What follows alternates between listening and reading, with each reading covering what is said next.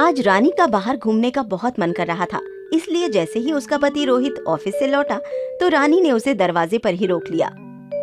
रोहित, मेरा आज बाहर घूमने का बहुत मन कर रहा है, लेकिन चलो आज हम मॉल में घूमने जाते हैं और आज रात का खाना हम बाहर ही खाएंगे। पर रानी, मैं अभी अभी ऑफिस से लौटा हूँ और बहुत थक भी गया हूँ। हम एक काम करते हैं, हम संडे को घूमने चलते हैं। संडे आने में तो अभी 2 दिन बाकी हैं। मैं सारा दिन घर में रहकर बोर हो जाती हूँ। मुझे तो आज घूमने के लिए ले ही जाना पड़ेगा। क्यों मेरे बेटे को तंग कर रही है? वो अभी अभी ऑफिस से लौटा है और कितना थका हुआ है। आ बेटा, मैं तुझे खाना खिलाती हूँ। ऐसा कहकर मंगला अपने बेटे को अंदर खाना खिलाने ले गई। ये देखकर रानी को बहुत गुस्सा आया। सासू माँ, आपने मेरा घूमने का प्लान खराब करके अच्छा नहीं किया। अब देखो मैं क्या करती हूँ। अगली सुबह मंगला अस्पताल जाने के लिए तैयार थी और अपने बेटे रोहित का इंतजार कर रही थी। तभी रानी वहाँ आई। अरे सासू माँ, आप अभी तक अस्पताल नहीं गई? मैं अपने बेटे का इंतजार कर रही हूँ, पर आपका बेटा तो सुबह ही चला गया। असल में मुझे अपनी नई साड़ी का ब्लाउज सिलने के लिए देना था, पर उसके लिए मुझे बहुत दूर जाना पड़ता। इसलिए मैंने रोहित से कहा कि वो ऑफिस जाते हुए रास्ते में दर्जी को ब्लाउज का कपड़ा देता हुआ जाए, पर मैंने उससे कहा था कि आज मुझे अस्पताल जाना है। कोई बात नहीं, आप ऑटो रिक्शा से चले जाओ। इस तरह सास बहू में रोहित के समय को लेकर खींचतान चलती रहती थी। ऐसे ही एक बार रानी और मंगला दोनों के मायके में शादी का फंक्शन था और दोनों ही उस शादी में रोहित के साथ जाना चाहती थी। सासू माँ, रोहित मेरे साथ मेरे मायके के फंक्शन में ही जाएगा। अच्छा होगा कि आप अकेले ही अपने मायके की शादी में चली जाओ। कहीं रोहित के साथ जाने के चक्कर में आप शादी में ही ना जा पाओ। मैं अपने बेटे को जानती हूँ, वो मेरे साथ ही जाएगा। इसलिए मेरी चिंता छोड़ो और तुम अकेले अपने मायके की शादी में जाने की तैयारी करो। अब ये तो शाम को जब रोहित ऑफिस से लौटेगा तभी पता चलेगा कि कल वो हम दोनों में से किसके साथ शादी में जाएगा। शाम को जब रोहित ऑफिस से लौटा तो रोहित को कुछ समझ नहीं आया कि वो उन्हें क्या जवाब दे। मेरे लिए ये तय करना बहुत मुश्किल है कि मुझे किसके साथ जाना चाहिए, और मैं तो बस तुम दोनों को खुश देखना चाहता हूँ। इसलिए तुम दोनों आपस में तय कर लो और मुझे बता दो कि मुझे किसके साथ जाना है। सासू माँ, आपने सुना ना कि रोहित मेरे साथ जाना चाहता है, इसलिए आप अकेले ही चली जाइए। मैं अपने बेटे को जानती हूँ, वो तुझे दुखी नहीं करना चाहता, इसलिए वो खुलकर बोल नहीं पा रहा है, पर असल में वो मेरे साथ जाना चाहता है। वैसे भी रोहित, अगर आज तेरे पिताजी जिंदा होते तो मैं तुझे बिल्कुल तंग नहीं करती। सासू माँ, आप हर बार ससुर जी का नाम लेकर रोहित को अपने साथ ले जाती हैं, लेकिन इस बार मैं ऐसा नहीं होने दूंगी। रोहित मेरा पति है, उस पर मेरा हक है और मैं उसकी माँ हूँ, इसलिए उस पर पहला हक मेरा है। अगर आपने ऐसे ही करना था तो आपने उसकी शादी क्यों कराई? मुझे क्या पता था शादी के बाद तुम मेरे बेटे को मुझसे दूर कर दोगी, और मुझे पता होता कि अपने ही पति के साथ कहीं जाने के लिए मुझे आपकी परमिशन चाहिए होगी तो मैं ये शादी ही नहीं करती। बहस करते करते दोनों रोने लगी और अपने अपने कमरे में चली गईं।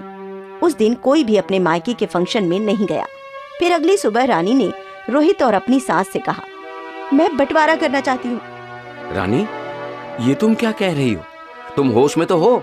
इतनी छोटी सी बात के लिए तुम इस घर का बंटवारा करना चाहती हो? मुझे तो पहले से ही इस लड़की पर शक था और आज इसने मेरा शक यकीन में बदल दिया। इस घर का बंटवारा कभी नहीं होगा।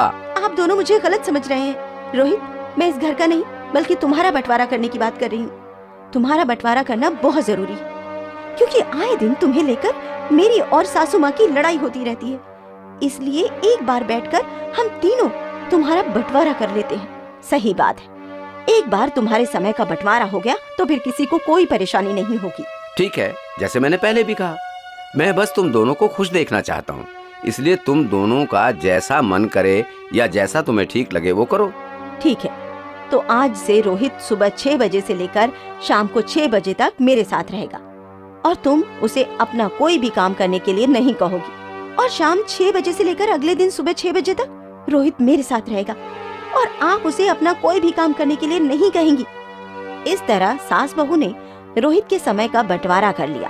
अब 12 घंटे रोहित अपनी माँ को कभी अस्पताल लेकर जाता, कभी मंदिर लेकर जाता, कभी शॉपिंग कराता तो कभी उनके दूसरे किसी काम में मदद करता, और 12 घंटे अपनी पत्नी के साथ घूमता, शॉपिंग करता और उसके बाकी कामों में उसका साथ देता।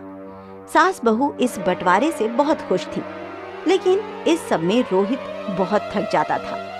क्या बात है रोहित, आजकल तुम बहुत थके थके से रहते हो। कुछ नहीं मनीष, बस घर में सास बहू ने अपना झगड़ा सुलझाने के लिए मेरे समय का बंटवारा कर दिया है। दोनों अपना समय शुरू होते ही मुझे कभी किसी काम के लिए बाहर ले जाने के लिए कहती हैं, तो कभी घर में ही किसी काम पर लगाए रखती हैं। इस सब के बीच मुझे आराम करने का समय नहीं मिल पाता। फिर तो तुम्हें उन दोनों से बात करनी चाहिए, क्योंकि अगर ऐसा ज्यादा दिन चलता रहा तो तुम्हारी तबीयत भी खराब हो सकती है। मुझे कुछ नहीं होता, अगर वो दोनों इस बंटवारे से खुश हैं तो मैं भी खुश हूँ। ऐसे ही बहुत दिनों तक चलता रहा। अब सास बहू के बंटवारे का असर रोहित की सेहत पर दिखने लगा था। रोहित, मुझे शाम तक ये फाइल तैयार करके देना है। वैसे तुम्हारी तबीयत ठीक नहीं लग रही, तुम ऑफिस का काम कर तो सकते हो ना? हाँ बॉस, मेरी तबीयत थोड़ी सी खराब तो है, पर कोई बात नहीं, मैं ये फाइल कंप्लीट कर दूंगा।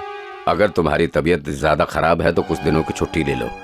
अगर छुट्टी ले लूंगा तो काम कैसे करूंगा, और काम नहीं करूंगा तो घर चलाने के लिए पैसे कहाँ से आएंगे? ठीक है, तुम्हें जैसे ठीक लगे। आज जल्दी घर आ जाना, याद है ना? आज हमें रणवीर सिंह की फिल्म देखने जाना है। हाँ हाँ याद है, तुम चिंता मत करो, मैं आज समय से घर आ जाऊंगा। जल्दी से ये काम खत्म कर लेता हूँ, फिर शाम को रानी को फिल्म दिखाने भी ले जाना है। तभी अचानक रोहित की तबीयत बहुत खराब हो गई और वो बेहोश होकर गिर पड़ा। ऑफिस के लोगों को पता चला तो वो उसे हॉस्पिटल ले गए और उन्होंने रोहित की माँ और पत्नी को भी फोन करके हॉस्पिटल बुला लिया। रोहित, डॉक्टर साहब, क्या हुआ मेरे रोहित को? रोहित बेहोश कैसे हो गया? आप लोग चिंता मत कीजिए, मैंने रोहित का इलाज कर दिया है। असल में आराम ना मिलने के कारण उसका शरीर अंदर से बहुत कमजोर हो गया था, जिस कारण वो बेहोश हो गया। अभी तो मैंने उसका इलाज कर दिया है, लेकिन ये सब दोबारा भी हो सकता है। इसलिए मैं आप दोनों को ये सलाह दूंगा कि आप रोहित के खाने पीने के साथ साथ उसके आराम का भी ध्यान रखिए। डॉक्टर की बात सुनकर सास बहू को अपनी गलती का एहसास हुआ और वो दोनों रोने लगी। सासू माँ, ये सब हमारी वजह से हुआ है। हमने रोहित के समय को आपस में इस तरह से बांट लिया कि उसके पास आराम करने का समय ही नहीं बचा। हाँ बहू, हमने अपने चक्कर में रोहित के बारे में सोचा ही नहीं कि उसे क्या चाहिए, और वो बेचारा बस हमारे बारे में ही सोचता रहा। बस यही कहता रहा कि मैं बस आप दोनों को खुश देखना चाहता हूँ। आपने सही कहा सासू माँ, ये सब हमारे बंटवारे की वजह से हुआ। मैं ये बंटवारा अभी खत्म करती हूँ। मैं भी ये बंटवारा खत्म करती हूँ। आज से हम रोहित के समय को आपस में नहीं बांटेंगे, बल्कि अपना सारा समय रोहित का ध्यान रखने में लगाएंगे। इस तरह सास बहू ने पहले रोहित के समय का बंटवारा कर लिया और फिर समझ आने पर रोहित के समय का बंटवारा खत्म कर